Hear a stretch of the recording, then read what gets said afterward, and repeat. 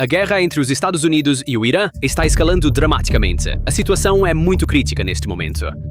O Pentágono colocou opções de operação terrestre na mesa. A Guarda Revolucionária do Irã, por sua vez, está movendo seus tanques através de Khuzistão em direção à fronteira do Kuwait e do Iraque, enquanto fala abertamente sobre lançar uma operação terrestre no Kuwait e levar soldados americanos prisioneiros de volta ao Irã. Na noite de 19 de julho, um míssil iraniano caiu dentro de uma base americana na Jordânia. Pela primeira vez, o pessoal dos Estados Unidos foi atingido diretamente. Imagens de satélite mostraram um impacto direto em um edifício. A instrução de Trump foi uma única frase: façam-nos pagar muitas vezes mais. Na noite seguinte, 108 alvos da Guarda Revolucionária foram atingidos: lançadores, radares, depósitos de munições, sedes regionais, locais de drones. A base de mísseis Tahrir, usada nos ataques à Jordânia, recebeu pelo menos 20 mísseis sozinha, e o Irã pediu um cessar-fogo. Através do Paquistão e do Catar, durante 10 dias, Trump recusou. Eles pagarão o preço primeiro. Com esse limite ultrapassado, as opções na mesa mudaram da noite para o dia de um cessar-fogo para planos de operação terrestre e para retirar o urânio das mãos do Irã. Opções que não chegam a uma invasão em grande escala, mas que podem envolver milhares de tropas e durar semanas, até meses. Teherã está esperando as palavras do presidente do parlamento. Nossas forças estão esperando os americanos desembarcarem. O porta-voz do exército disse algo muito mais pesado na televisão estatal: se os americanos entrarem, não hesitaremos em bombardear nosso próprio país. Qual é exatamente o plano em discussão? Por que os 450 quilos sob Isfahan são o verdadeiro prêmio? Qual ilha? Quantas tropas? Tudo isso em um momento. Mas primeiro, um pequeno pedido. Análises independentes de guerra e geoestratégia como esta têm sido suprimidas pelo algoritmo ultimamente, e o vídeo não está alcançando muitas das pessoas que estariam interessadas. Inscrever-se, gostar do vídeo e deixar até mesmo uma única palavra nos comentários nos ajuda diretamente a superar essa supressão. Leva apenas alguns segundos. Vamos esclarecer um mal-entendido primeiro. O que está em discussão não é uma invasão ao estilo do Iraque em 2003. A razão é o mapa. Manter um país com mais de 1,5 milhão de quilómetros quadrados, cobertos de montanhas e deserto com 90 milhões de pessoas, não é realista. O que está sendo discutido é muito mais restrito e cirúrgico. Incursões das forças especiais visando o estoque de urânio enriquecido e tomando controle das ilhas estratégicas no Golfo Pérsico. Vamos chegar a ambos em breve. Então, o que é feito antes de ir atrás desse alvo? Você quebra a capacidade do outro lado de responder no terreno, e é precisamente isso que as últimas 10 noites têm sido. As listas de ataques têm repetido as mesmas categorias por noites: centros de comando, instalações de defesa aérea, unidades de vigilância costeira, capacidades navais, locais de lançamento de mísseis e drones, redes de comunicação.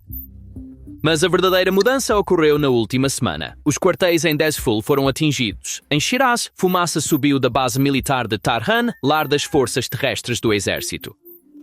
Isso era algo não visto nos primeiros 5 meses da guerra. A campanha não está mais atingindo lançadores de mísseis, mas unidades de nível de batalhão diretamente. O regime percebeu isso com antecedência e ordenou que o exército evacuasse suas principais bases e quartéis generais.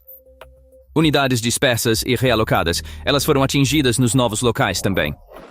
Bandar Abbas, Sirik, Jask e Tabriz tremeram na mesma noite. A onda chegou até Chabahar, na fronteira com o Paquistão. A avaliação no terreno resumiu-se a uma frase: nenhum lugar é seguro. O exército regular de um estado com um dos maiores territórios do mundo agora está seguro apenas em túneis nas montanhas. Um exército terrestre está sobrevivendo ao se esconder dentro do próprio país. Agora, leia isso pelos olhos de um planejador militar. Se você está considerando um desembarque, primeiro destrói os quartéis, as unidades blindadas, a defesa costeira e as linhas de comandos. Foi exatamente isso que foi atingido na semana passada. Isso não é a rotina de uma campanha de bombardeio. Parece a preparação para um desembarque. Em termos militares, é chamado de operação de modelagem. Então, por que o Irã ainda está de pé? A resposta está no subsolo. O modelo que o regime construiu desde a guerra dos anos 80 funciona em camadas. Túneis escavados profundamente nas montanhas, complexos de armazenamento, conhecidos como cidades de mísseis, entradas falsas, lançadores móveis que mudam de posição entre túneis. A lógica é simples: disparar, mover, sobreviver. Destruir essa rede com um único ataque não é possível. No entanto, ela possui uma fraqueza silenciosa. O subterrâneo depende da logística, e toda a doutrina foi resumida na semana passada por um único evento em Tabriz.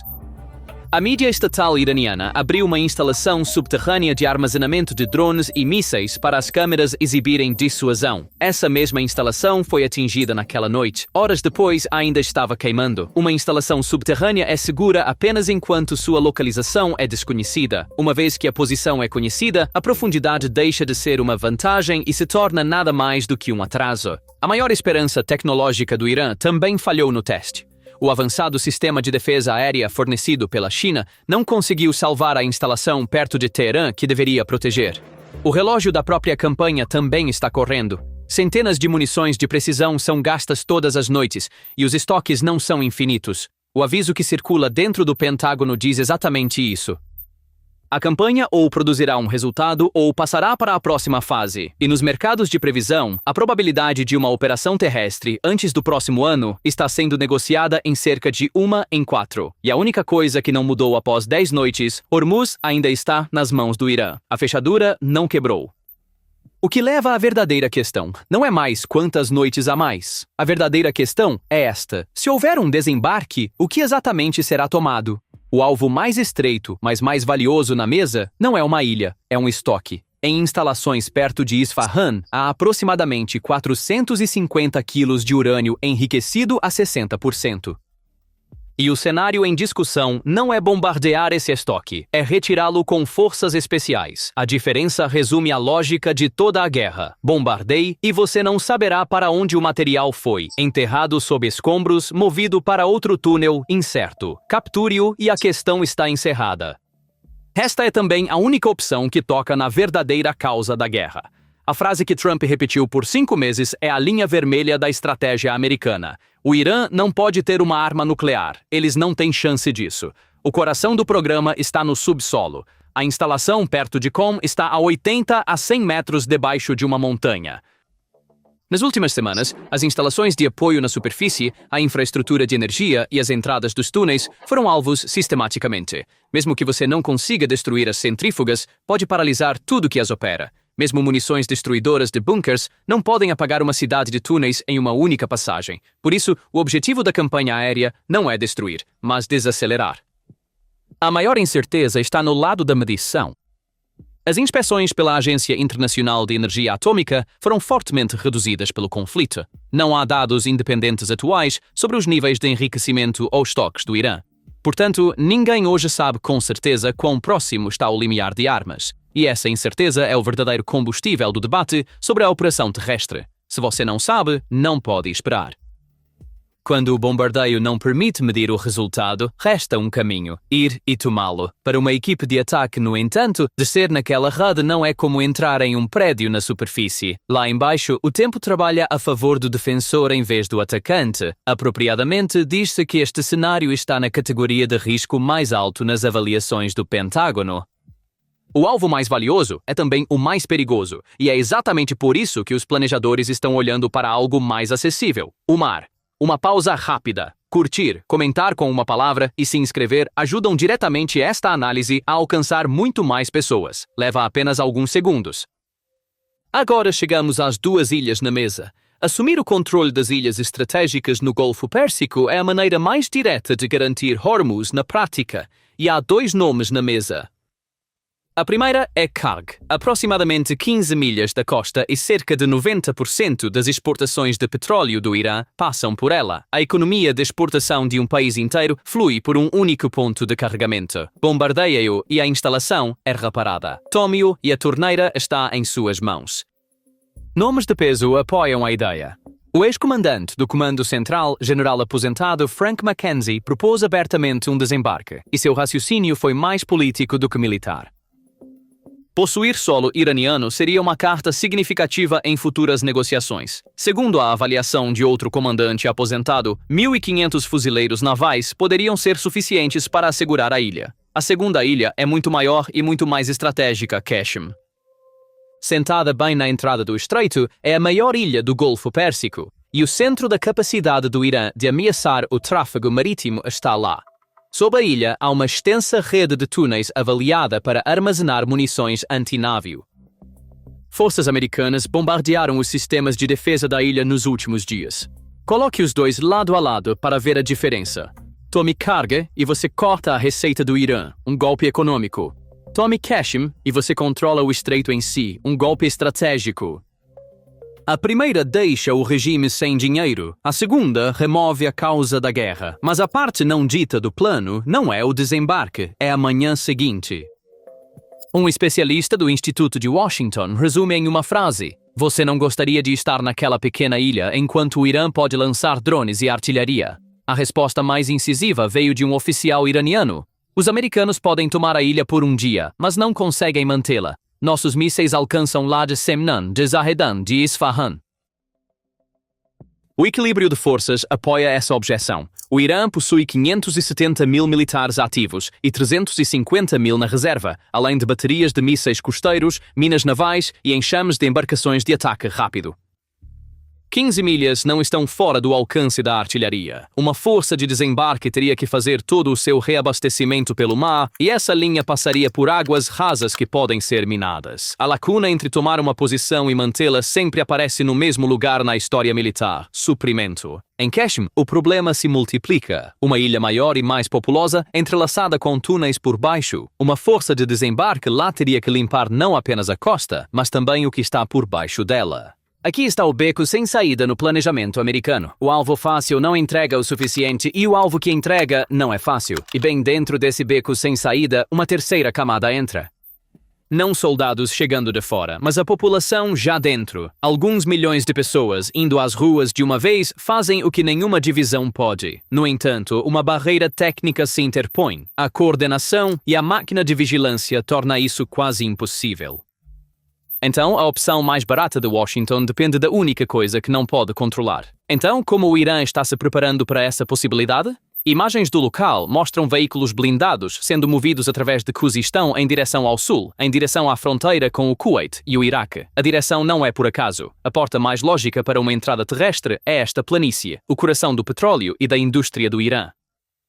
Partidos de oposição curdos relatam um quadro maior, um deslocamento de tanques, artilharia e drones para a fronteira iraquiana, junto com aproximadamente 3 mil membros das forças especiais. Nenhuma fonte independente confirmou um deslocamento nessa escala. Além disso, segundo o próprio relato desses grupos, o objetivo não é contrabalançar um desembarque, mas preparar-se diretamente contra eles. Militarmente, o mesmo problema se mantém em qualquer cenário. Mover colunas blindadas por centenas de quilômetros em um teatro onde o céu pertence inteiramente ao outro lado significa visibilidade, não defesa.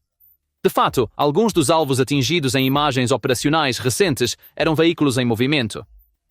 A retórica do regime segue o caminho oposto. O presidente do parlamento, Ghalibaf, diz que suas forças estão esperando os americanos desembarcarem. O ex-ministro das Relações Exteriores, Mottaki, vai além. Em vez de se contentar em atacar bases, ele argumenta que o Irã deveria considerar capturar soldados americanos. O regime está buscando em terra a paridade que nunca poderia alcançar no ar.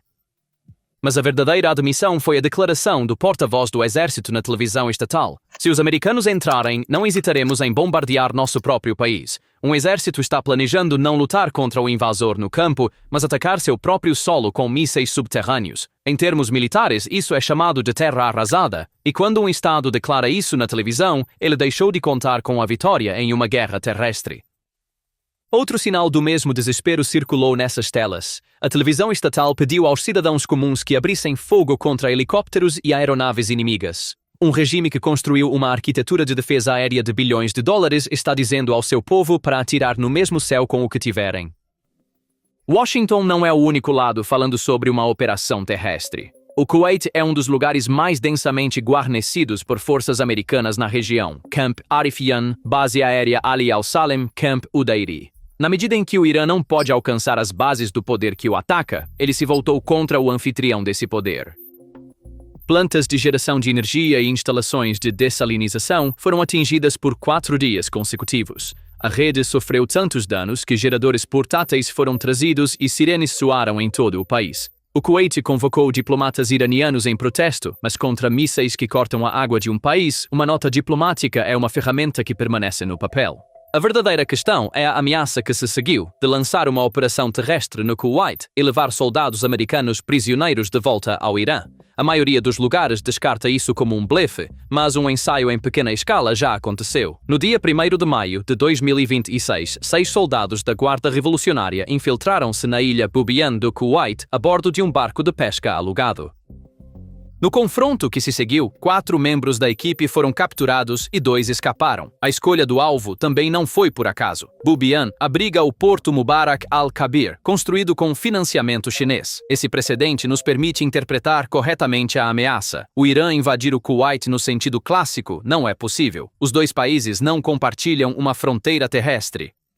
Tal operação exigiria atravessar o sul do Iraque ou desembarcar pelo mar. Isso entregaria o alvo mais exposto imaginável a uma potência com total superioridade aérea e naval. A infiltração é outra questão.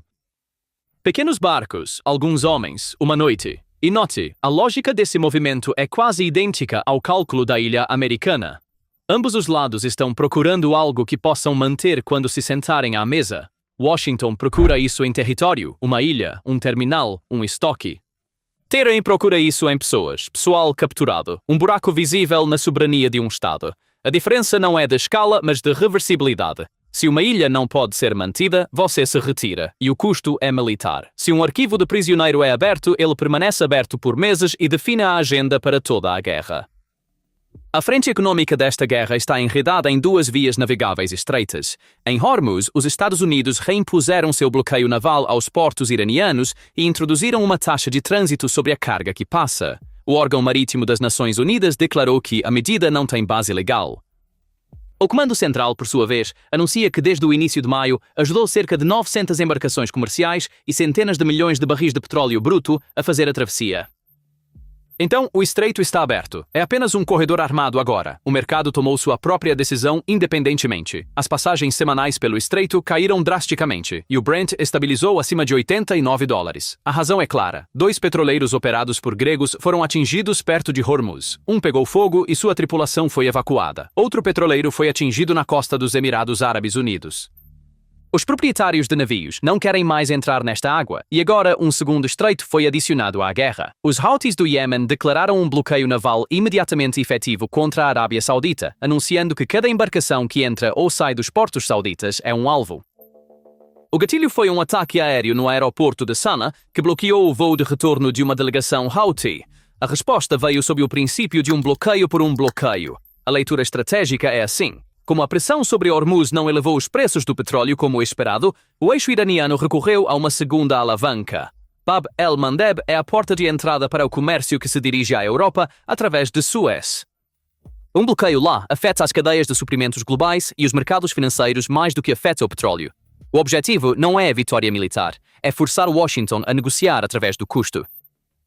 Enquanto toda essa preparação acontece, uma porta de saída também foi colocada na mesa. A proposta liderada pelo Catar, Egito e Paquistão contém 3 coisas: uma pausa nos combates, a abertura de ambas as rotas através do estreito e o resgate do memorando assinado em junho e desde então colapsado. Trump rejeitou. O Irã pagará pelo que fez primeiro. A lógica é clara.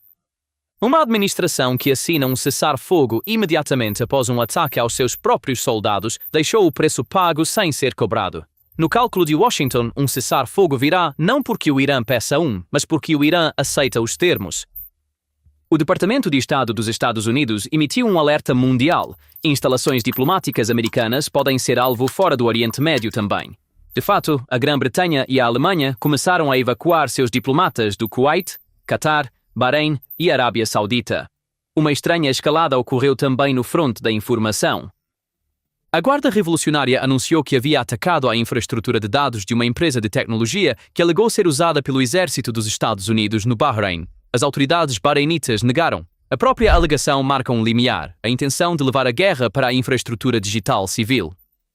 Uma fissura abriu-se na própria narrativa do regime durante aqueles mesmos dias. Um membro do parlamento, falando na mídia estatal, admitiu que o Irã atacou primeiro. Para uma administração que tem dito, estamos apenas nos defendendo há 5 meses, isso é um peso considerável.